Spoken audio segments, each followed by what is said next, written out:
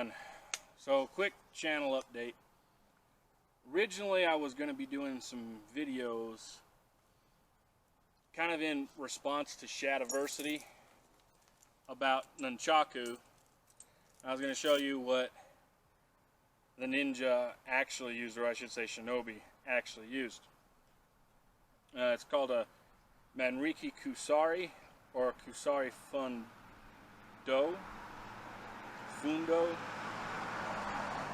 Different pronunciations of it since it is Japanese. Anyway, this is kind of something I am still wanting to do a video on, and I will do a video on soon. But right now,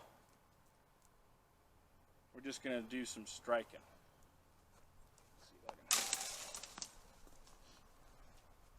Alright, so a basic strike for any martial art is pretty straightforward. You're just coming in for a straight punch, straight jab.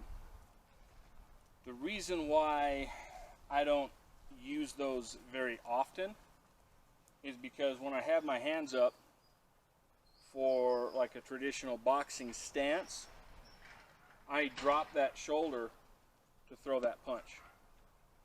Okay, and it's just something that I do for my body mechanics and be able to throw a decent punch. That right there is a little bit of telegraphing that you're about to throw. What I typically do in my martial art is I stand with my hands down and come up from there. And the reason for that is because it doesn't telegraph where I'm going to be striking, and it doesn't telegraph when I will be striking. So I can be standing here carrying on conversation, or say someone's getting in my face, okay? I'm going to keep my hands out of my pockets, okay? If I have to, I can, you know, put my hands together or whatever. Try and do whatever I can to kind of de-escalate the situation before I have to go into striking, okay? But having my hands ready, it means that I can throw that punch pretty quickly if I have to, okay? So I'm coming from here, I'm taking a step forward, I'm using my momentum and my body and all of my weight too to throw into that punch, okay? So pretty quickly you can develop some pretty good speed. I don't want to ruin my watch, so you know, you see it a lot in like kung fu and stuff where they do this kind of rotating strike, and you see it a lot in Wing Chun, stuff like that. Okay, pretty easy to develop that. The big thing on doing a rotating strike, if I'm going to be doing that, I need to be striking with enough efficiency to be able to actually put down the opponent or to throw them off balance. Okay, very rarely does a fight end with one punch, except for if it's a haymaker thrown without the person knowing, you know, coming up behind them, something like that. It does happen, but you shouldn't always think that that one punch you're putting out there is going to be enough to drop your opponent. So if you're striking here in the abdomen with those strikes, you want to be stepping forward and spilling your center of gravity forward, so as you go with that next strike, I'm basically stepping and going forward with that next punch, because you should be forcing your opponent backwards when you're doing that. And you'll see a lot of it in martial arts movies where they basically go, and it's like, okay, well that was pretty cool, pretty fast, whatever. But rarely is it effective. A lot of the times it's like little baby love taps all the way up the body, and the person's just kind of like, okay, whatever. So my martial art is flowing through your opponent. Okay? That's why it's called Red River, Akagawa. I'm flowing through my opponent. With the see, I'm drawing a blank on my friend's name. Akakaze Ryu, that's what it is. You're striking with what's called oblique striking. So instead of doing a straight strike, what you would imagine, you're actually coming with backhands and hammer fists and things like that. So you stand there, something like that. What it does is it allows you to do pretty quick follow-ups. My friend is a lot better at it than I am. I mean, he did make it his own, you know, so mine is more straightforward. I'm just moving through my opponent. I'm striking my opponent. I'm going to try and put down my opponent, that sort of thing. I can stand here, I can come into a good punch fairly quickly and efficiently. And I can throw it down low, I can throw it up high, you know, anything I kind of want to do. Very basic, okay? You know, one of the best things that I find that helps advance my fast twitch muscles is go to something solid, okay? Oh, that's not solid enough. It'd be more like solid like this tree. And all you're doing is you're standing there as if you've punched, and you're flexing all those muscles that you would be flexing when you throw that punch. And what that does is it's kind of like an isometric workout where it's actually working those fast twitch muscle fibers. Okay? So, another thing I want to talk about today, can you grab the knife over there, honey?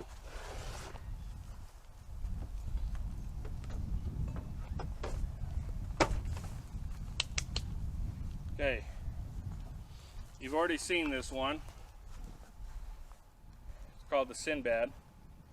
Okay, this knife, along with, where'd that other one go? This is one of my newer designs I call the Chimera. This is just a blank. I haven't started forming it yet, but you get the general idea based on its dimensions. So, you've seen this one, you might have seen it and been like, well, why in the heck is it so skinny up top, and then it gets fat down below? Well, that's because it facilitates what I call a pinch grip. Okay, I'm pinching up top as I'm holding down below, and what that does is it allows me to know exactly where my edge alignment is, and it allows me to do a very good cut. Now, another good thing, this is only a 10.5 inch blade, but as you can see, it cuts like a sword. Got myself on that one. See how deep it cuts, how consistent it cuts? That's because I'm using a saber grip or a pinch grip to align my edge and make sure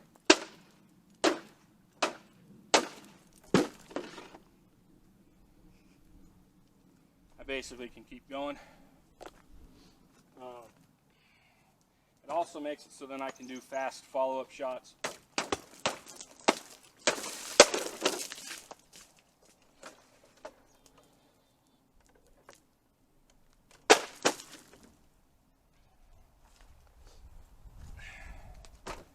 So, this knife design is designed to be a quick fighting knife, okay? This isn't a camping knife, this isn't a survival knife, although it can be put in that role. This is designed for a quick fighting knife, okay? Don't put it right in the sheath because it's wet. we'll have to dry it. Okay, this last one, I'm going to show you what this guy can do. And it'll kind of give you an idea of what to expect in the video about this weapon here. And if you can see, I don't know if you can see that or not, all I did was take some chain, weld 2 bolts to the end. And that's essentially what they did back in the day too. So, let's see. I don't want to hit it toward the camera, so I'm going to try and do a backhanded swing, which I'm not as good at, so we'll see what happens. So, the whole idea behind this is you're continuing momentum. You should be long enough that you can pretty much defend yourself, your whole body, but not long enough that it's striking the ground. Okay? The reason why I had to make this one is because I bought 2 different kinds online, and one was historically inaccurate, crazy. You'll see that one too, because I'm thinking it probably will do this jug some pretty mean damage. But it's big, it's bulky, not really good for carrying around. And the other one, the reason why I wasn't able to make this video before, because it broke. First swing. Okay, so it's kind of difficult to do a backhanded swing with this, especially in this confined area. But we'll do what we can here. Okay, ready?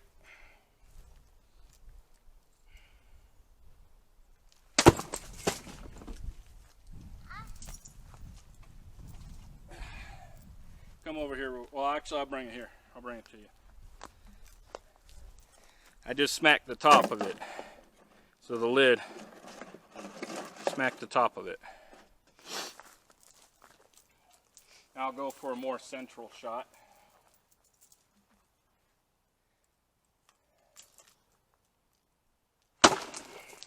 Whoa! Whoops. Yeah, he's busted. That one struck a little too low. Do one last one. This is going to be a short video, by the way.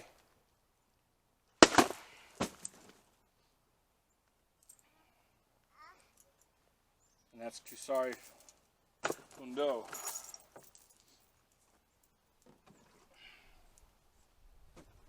Tears it up pretty good. I'm going to come to the other side and do a forward strike just because I can. Okay. Well, it ain't going to work that way. I'm going to have to go horizontal. Just trying to gain some momentum for the strike. Pretty simple. So, a good drill to do for your striking, if you have a heavy bag, essentially you're going to pick the point on the target that you're wanting to strike, and you're going to strike. Okay? Every strike that you do should be strong enough to move your opponent or move the bag. Okay? And you can strike with a fist, strike with a elbow. There's even one where you come in at the sternum, almost like you're trying to break the sternum, and all you're doing is basically stepping in and throwing that elbow. But it's the same type of idea. You know, you're trying to throw a strike that's effective enough that you're throwing your opponent off. They're going to have a split second in their mind going, did I just get frickin' hit? Especially if you hit them in the face. And if you don't knock them out, it makes it so that it's very easy to go into a combo, step into a good punch. You know, a lot of times if you're fighting outside of a ring or a dojo or something like that, they're wanting to throw these crazy haymakers and stuff like that. It's not always the case, but if you're able to step inside of that haymaker, so the whole idea of a haymaker is you're coming around the head, coming around the block, trying to get them in the jaw and knock them out. Okay? So if you get inside that haymaker, you bring up your hand for the block and you strike. Very simple. I can block and I can strike at the same measure. Okay? Pretty simple. A lot of the time in my martial art, you're waiting for the opponent to make the first move, mostly because you don't know what their skill level is, that sort of thing. Another big update for the channel. I will be posting more often, hopefully here soon. I just had, I don't know if you can see it or not, but all these bandages here on my back. I had a procedure called an ablation. And if you know a little bit about me, you know that I've been having to deal with chronic back pain for a long time now. This is supposed to keep me out of pain for a year. Still remains to be seen, but if I'm hurting less, I can do more. So last couple of months, I've been in and out of the ER and been having a rough time of it with my health. So that's why I haven't been posting. Now, hopefully, I should be able to start posting more regularly. I'm not necessarily going to be able to do one per week, but I'll do as much as I can. If you're interested in any of my knives, like the Sinbad, like the Chimera, like the Rhino, all the different ones you're going to see in this series, I'm going to try and put a link below for my email so that you can email me and we can get something set up. Right now I don't have my own website. As I get my own website, it'll become easier to just order the knife and then I'll make it and ship it to you. Right now I don't make any money off this. It's just kind of a passion project. So, you know, anything you can do to help, much appreciated. I haven't put on Patreon or Utreon or any of those sites yet. I just haven't been able to look at what all goes into setting one of those up yet. So I don't know if they have the join feature yet or not. I don't know if you have to unlock that with how many subscribers or what have you. If it's down there, you can join. You can you know, give monetarily that way. You can like, you can share the video. That also helps. The more people see it, the better.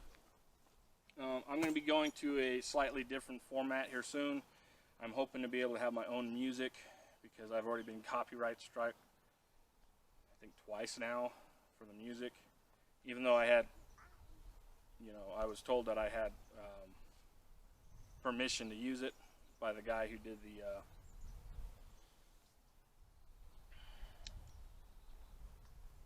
what am I trying to say? The first order of The intro? oh, the professional intro and stuff like that that he did for me. I guess it had the wrong music, or I didn't have the rights or whatever. So I'm going to try and make my own, hopefully, so that you don't have to deal with crappy music that's uncopyrightable or something. I don't know. Anyway, long story short, I've been out of it for a little bit. I'm getting back into it. We'll go into more striking later as we get pads so that I can actually strike on an individual and show you some sparring. That's going to be coming up hopefully here soon. So anyway, if you like it, go ahead and like this video. I'll see you in the next one.